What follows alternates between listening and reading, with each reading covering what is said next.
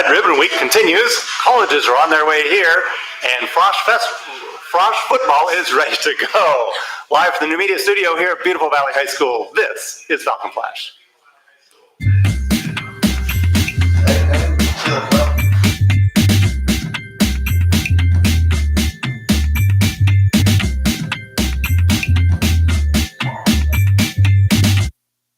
All right, good morning, students and staff. Today we're on kind of a new set. We've got something special going on early tomorrow morning, so we'll tell you more about that on tomorrow's broadcast. But today is Wednesday, October 24th. Our patriotic observance today looks at the growth of communication in our country based on American ingenuity and strength. The telegraph, invented by Samuel Morse in the 1830s, was a major advance in the speed of communications. Before its invention, the time it took to send a message, now believe this or not, depended on the speed of the horses, or ships. For example, it took 45 days to send a message. Imagine that text going through. That's pretty slow. 45 days to send a message from New York to San Francisco by ship, and over 20 days to send a message by overland stagecoach from St. Louis to San Francisco. The famous Pony Express took 11 days from St. Joseph, Missouri to Sacramento, California.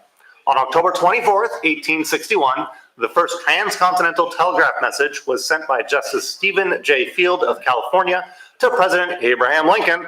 On the same day, the first transcontinental telegraph system was completed. This section, built during 1861 by the Western Union Telegraph Company and its associates, connected St. Joseph, Missouri and Sacramento, California. The Civil War had made obtaining labor and supplies difficult. Nature's obstacles had included the Rocky Mountains, the Sierra Nevada, and the Great Plains, where timber for telephone poles was in short supply.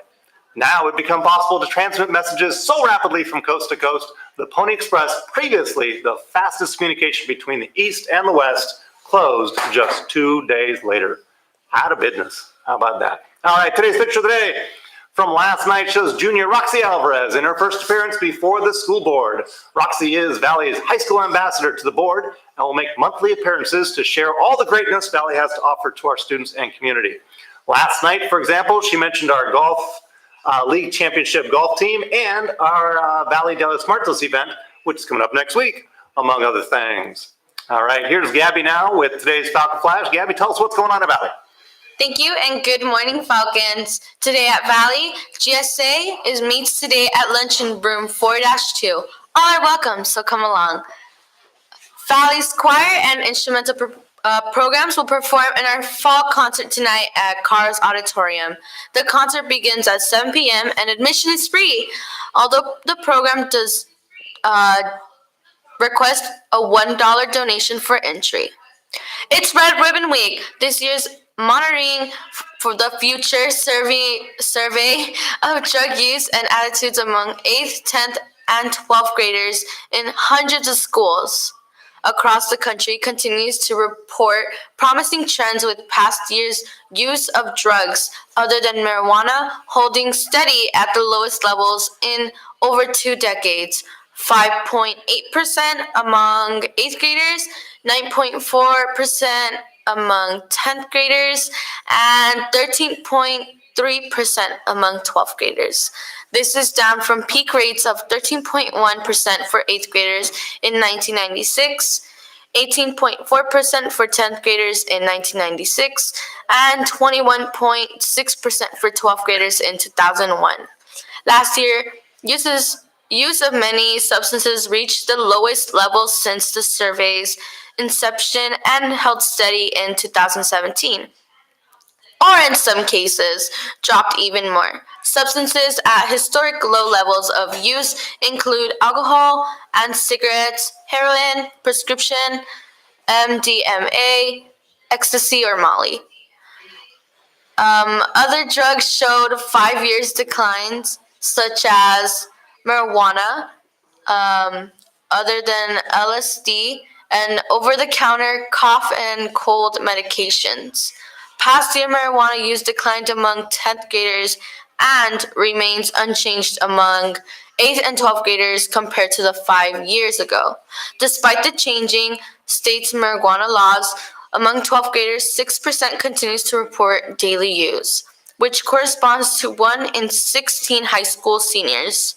Among all grades, perception of harm and disapproval around marijuana use continue to decrease, with a smaller percentage 8th and 10th graders thinking that regular marijuana use is harmful, and fewer 10th and 12th graders disapproving of regular marijuana use, while only 29.0% of 12th graders report that regular marijuana use possesses a great risk.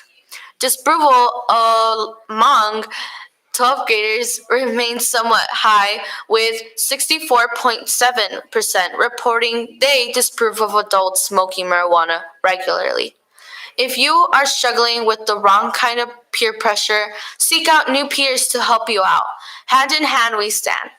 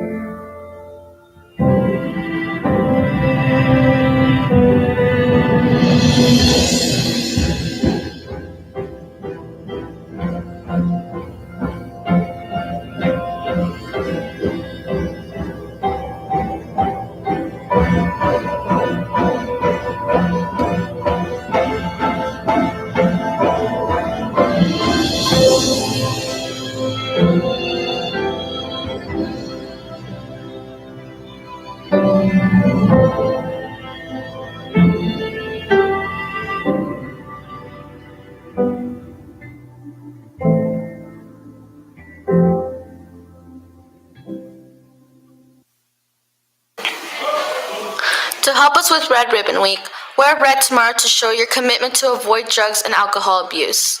Also, students, this Friday's football game is going to be home and it's their senior night. Wear pink all day to support breast cancer awareness. And now here's Ms. Gibbs to help you with Reach Higher. Good morning, Falcons. It is Reach Higher Wednesday. Shout out to all the staff and students who are repping a college, career technical trade school, or military branch. Speaking of college, we have more colleges coming to campus to share their programs with Valley students. Vanguard University will be here Thursday, October 25th. On November 5th, UC San Diego will be on campus, then Grand Canyon University on November 6th. And finally, Concordia University on November 15th. These visits are at lunch in the Higher Ed Center, 8-3. You can see me the day of the visit to get a front of the line pass. Sophomores, are you wondering what it might be like to go to college? Have you ever stepped foot on a college campus? Wait no longer. SAUSD has received funding for a number of college field trips beginning next Friday, November 2nd. This will be a trip to Long Beach State and Loyola Marymount University. You can pick up a permission slip beginning today at break with me in the Higher Ed Counseling Center. Don't delay, space is limited and a wait list is highly probable. Thank you, Ms. Gibbs. Come out and support our Frosh football team as they take on Magnolia this afternoon at 3:15 in the stadium.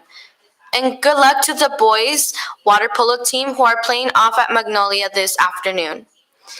And that's it for today's Falcon Flash. And remember, Falcon Fever, catch it!